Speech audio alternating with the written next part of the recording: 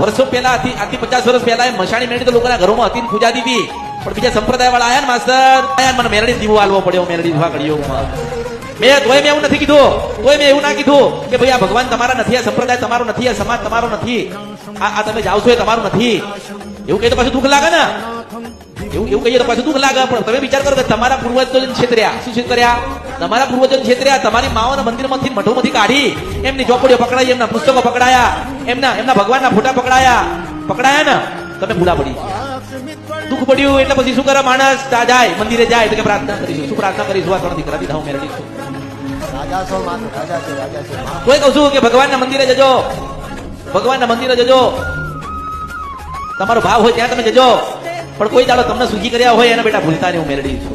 એવું તો કેવું પડે ને, કેવું પડે માં, કેવું પડે. તો હું કહું છું કે શાસ્ત્ર ભલે જે કહેતું હોય, શાસ્ત્ર જે આપણને શીખવાડતું હોય, લોકો આજે મંત્ર બોલે છે તો શાસ્ત્ર પ્રમાણિત મંત્ર બોલે છે ને, તોય આ શાસ્ત્રમાં મારો કઈ ઉલ્લેખ નથી કે હું નાની નથી ને મોટી નથી, મારો રંગાઈ નથી ને રૂપાઈ નથી, આકારે નહીં વિકારે નથી, દિવસે નહીં રાતે નહીં, હું કાળીએ નથી ધોળીએ નથી, હું નિરંજન નિરાકાર એક મેરડી છું.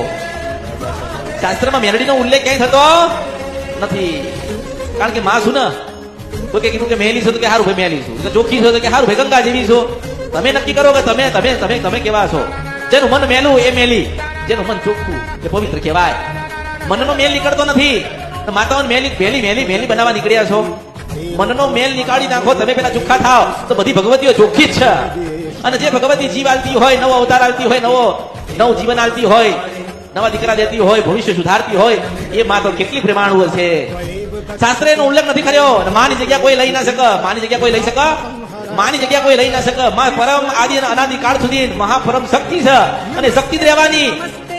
ગમે તેટલા તમે પુનારત કરો, ગમે તેટલા તમે ભજન કીર્તન કરો, હોમ કે હવન કરો, મારી એક સલાહ છે કે જ્યાં સુધી તમારી કુળદેવી રાજી નહીં થાય ત્યાં સુધી સ્વયં શંકર ભગવાન